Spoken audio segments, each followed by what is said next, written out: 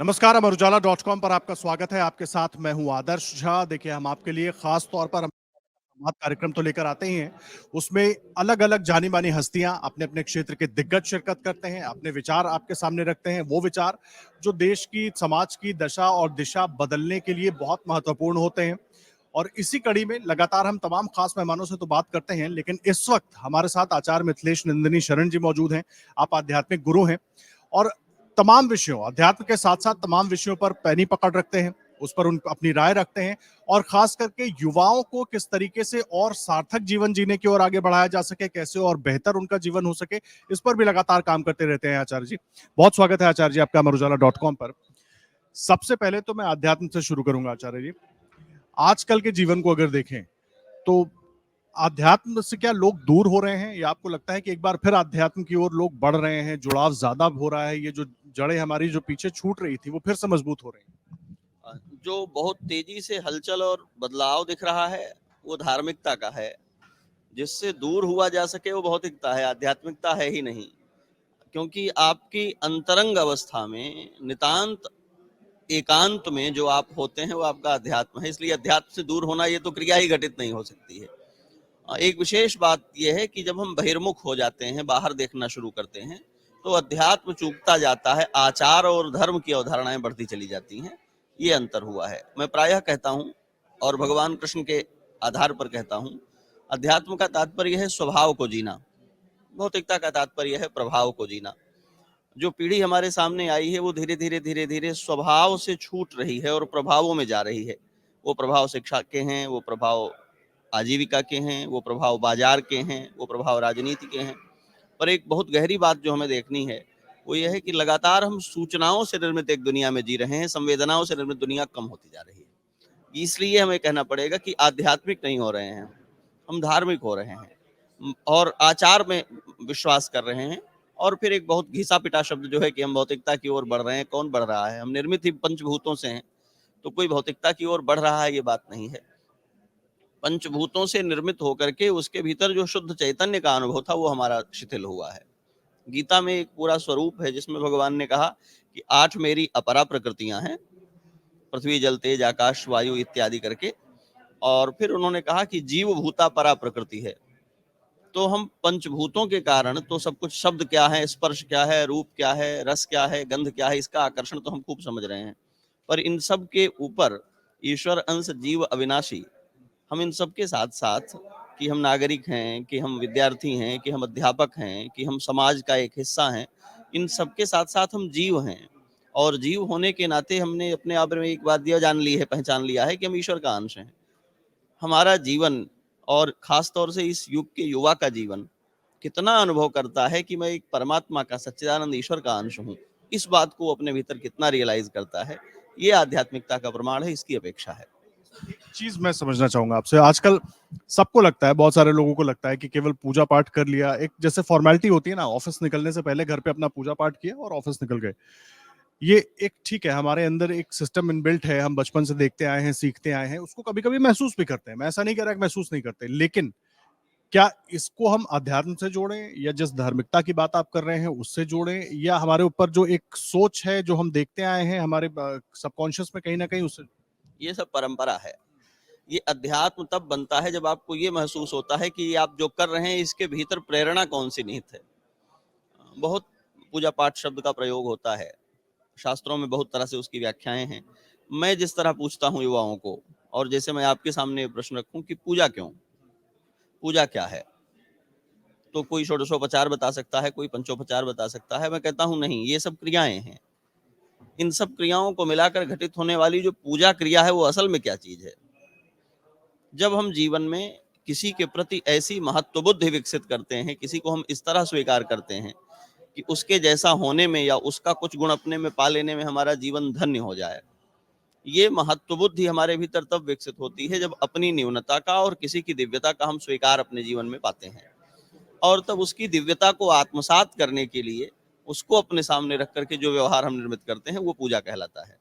वो धूप दीप भी हो सकता है, वो आरती करना भी हो सकता है। जैसे हम गाय की पूजा करते हैं तो अगरबत्ती दिखाकर तो नहीं करते, जैसे हम माता पिता की पूजा करते हैं तो रोज माला पहनाकर तो नहीं करते।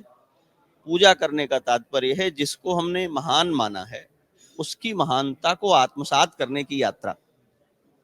और ये हम देख रहे हैं कि आचार तो बढ़े हैं, लेकिन ये विचार छूटता गया है। पूरा सनातन धर्म आचार और विचार के ध्रुवों में बंधा हुआ है।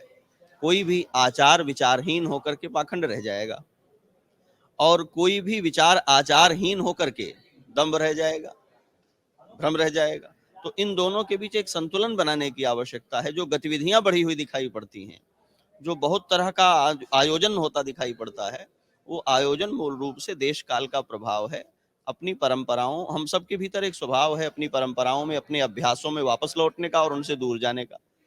हम जानते हैं कि समय चक्र गति में चलता है, तो एक बार चीजें दूर जाती हुई होती हैं, एक बार चीजें करीब आती हुई होती हैं, वो दिखाई पड़ रहा है। लेकिन आध्यात्मिकता का तात्पर्य है अपने को विराट के साथ प्रतिक्षण निरंतर प्रत्येक दशा में संबद्ध पाना, किसी भी परिस्थिति में अपने को कुंठित नहीं होने देना, किसी भी परिस्थिति में अपने को हीन और तुच्छ नहीं पाना। आध्यात्मिक होने का अर्थ है कि आप कितने भी अकेले हैं, लेकिन आप एक ग्लोबल नेटवर्क है उसके साथ जुड़े हैं, और इसलिए आपका संवाद हर समय बना हुआ है उसके साथ। और जब ये होता है तो आप अपने चतुर्दिक जो कुछ है उस सबके प्रति उदार हो जाते हैं, उस सबके प्रति जिम्मेदार हो जाते हैं, क्योंकि आपको लगता है कि आप सबसे जुड़े हैं। तो जो कुछ घटित हो रहा है उसका आपसे संबंध है, और जो कुछ भी आप कर रहे हैं उसका सबसे संबंध है। और ये आध्यात्मिकता मनुष्य को उसकी तुच्छता से, उसकी सीमा से निकालकर, व्यष्टि से निकालकर समष्टि के साथ एकाकार कर देती है। इसमें अध्यात्म की भूमिका है। बहुत अहम बात आप कह रहे हैं। अच्छा, अध्यात्म की तो हम बात कर रहे हैं, थोड़ा सा युवाओं की बात कर लेते हैं। देखिए, युवाओं के लिए आचार्य जी काफी कुछ करते रहते हैं ताकि युवा और बेहतर हो, आगे बढ़े। युवा क्या मार्ग भटक रहा है? पढ़ाई लिखाई, कामकाज का बोझ, भागम भाग वाला जीवन, लाइफस्टाइल आजकल सबका चेंज है। मैं सिर्फ भारत के युवाओं की बात क्यों करूं, पूरे दुनिया के युवाओं की यहाँ पर चर्चा कर लेता हूं। और बहुत सारे बदलाव देखने को मिल रहे हैं। कैसे उसको देखते हैं, उसमें क्या होना चाहिए? मैं नहीं समझता कि युवा भटक रहा है। मैं ये समझता हूँ कि वो अपने बहुत वर्षों पहले तक जिस तरह के युवा हुए हैं उनसे कहीं ज्यादा स्मार्ट हुआ है, इक्विप्ड हुआ है और बेहतर हुआ है। एक चुनौती बढ़ी है। जब बहुत तेज रफ्तार चलने वाली गाड़ियां आती हैं तो आप देखते हैं कि उनका पूरा कमांड सिस्टम भी स्मार्ट होता है। एडहास आ गया है, अपने आप ब्रेक लग जाएगा, बहुत सारे सेंसर्स आ गए हैं। अगर ये नहीं हुआ और स्पीड बढ़ी तो रिस्क बढ़ जाएगा। हमने देखा है कि इधर बीते दशकों में, और आप कुछ पीढ़ियां कह सकते हैं, जिसमें युवाओं का और शुरू से कहें तो बच्चों का निर्माण अभिभावकों के बिना हो रहा है। जिन बड़े लोगों की छाया में व्यक्तित्व निर्मित होते थे, वो बड़े लोगों की छाया हमारे सिर से हट गई है। बच्चे पढ़ने के लिए घरों के बाहर निकल गए हैं, बच्चे आजीविका के लिए घरों के बाहर निकल गए हैं। परिस्थिति ऐसी बनी है कि प्रायः जो बड़े हमें कंट्रोल करते थे वो हटे हैं किसी न किसी रूप में। और घर में भी अगर बच्चे हैं तो तकनीक ने और संसाधनों ने उनको अकेला और सेपरेट किया है। उससे एक चुनौती निर्मित हुई है। उनमें जो वो स्मार्ट सेंसरशिप की एक योग्यता थी, अपने को ऑब्जर्व करने की, अपनी समीक्षा करने की, वो खत्म हुई है। अभिभावकों की छाया में रहने वाले बच्चे ये जान लेते हैं कि उन्हें कहाँ-कहाँ से देखा जाता है और कैसे-कैसे टोका जाता है। वो कहाँ-कहाँ से चूक सकते हैं, खुद से खुद नहीं हो सकता। इसकी कमी आई है, और इस कमी ने उनकी बढ़ी हुई स्पीड में किसी भी परिस्थिति में उनको अपने को प्रबंधित करने की उनकी योग्यता कम कर दी है। बाजार की दृष्टि से वो प्रबंधित हो रहे हैं, कैरियर की दृष्टि से वो प्रबंधित हो रहे हैं, लेकिन कैरेक्टर की दृष्टि से प्रबंधित नहीं हो पा रहे हैं। और ये थोड़ी दूर निकल जाने के बाद, मैं समझता हूँ आधा जीवन जी लेने के बाद उन्हें रियलाइज होता है, और तब एक तरह के फ्रस्ट्रेशन में, एक तरह की नकारात्मकता में जाते हैं, और वो परेशान भी होते हैं। तो इस बात की बहुत ज़रूरत है कि जो हमारा युवा है वो बहुत ऊर्जा के साथ तैयार हुआ है, लेकिन युवा है क्या ये पहचानना होगा। एक और बात मैं आपसे जानना चाह रहा था। समलैंगिकता, एलजीबीटीक्यू, इस विषय को लेकर बहुत सारी बातें होती हैं, अलग अलग लोगों की अलग अलग राय है। और काफी लोगों को लगता है कि उनके हिसाब से सही है, या उनकी सोच के हिसाब से सही है, या समय के हिसाब से ये बदलाव सही है। इसको कैसे देखें? जो कोई भी यात्रा, कोई भी विचार समाज में जब शुरुआती दिनों में होता है तो उसको लेकर के बहुत अधिक ऊर्जा होती है, और लोग बहुत जजमेंटल होते हैं, क्योंकि उसके साथ अपने को समायोजित करने की कोई योजना पहले से नहीं होती। तो मेरा तो पहला आग्रह यही होता है कि ये वो अवधारणाएं हैं जो समाज में अभी पांव रख रही हैं, विद्यमान तो थी, लेकिन इनको बहुत स्पष्ट अवधारणाओं के साथ नए भारत में या नई दुनिया में नहीं पहचाना गया है। तो हमें जजमेंटल नहीं होना है, पहली बात। दूसरी बात ये कि हम जो भी इसको युक्ति दें, जो भी इसकी सराहना करें, वो केवल मानवीय धरातल पर कर सकते हैं। और मनुष्यता दो तत्वों में बंधी हुई है, एक उसकी प्रकृति है और दूसरी उसकी संस्कृति है। मैंने कई आयोजन इसके किए हैं, अपने आयोजनों में भी, युवा धर्म संसद में और उत्कृष्ट भारत में, और हम लोग इस पर बातचीत करते हैं। इस दृष्टि से बातचीत करते हैं कि जो भी इससे जुड़े और इसके प्रभाव के लोग हैं, वे हमारे समाज का हिस्सा हैं, और इस एक पक्ष को छोड़ दिया जाए तो वो समाज को बहुत कुछ दे रहे हैं और हमारे भीतर जी रहे, हमारे साथ जी रहे हैं। तो उन्हें हम एक अलग सी पहचान में ले जाएंगे तो विरूपित हो जाएगा समाज। लेकिन उनको सामान्य समाज का हिस्सा बनाते समय हमको ये सोचना पड़ेगा। हमने इस पर लिखा भी है, बोला भी है। एक बड़ा तर्क होता है कि ये बहुत प्राकृतिक है, ये किसी को सिखाया नहीं गया है। लेकिन प्राकृतिक होने से सब कुछ प्रमाणित नहीं होता।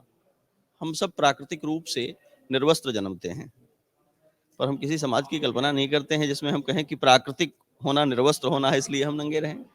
हम सब प्राकृतिक रूप से अशिक्षित लोग हैं, कोई बच्चा पढ़ करके नहीं आता, और हम इतने प्रयत्न करके सबको पढ़ाते हैं और चाहते हैं एक शिक्षित समाज हो। प्राकृतिक रूप से हम शिक्षित नहीं थे।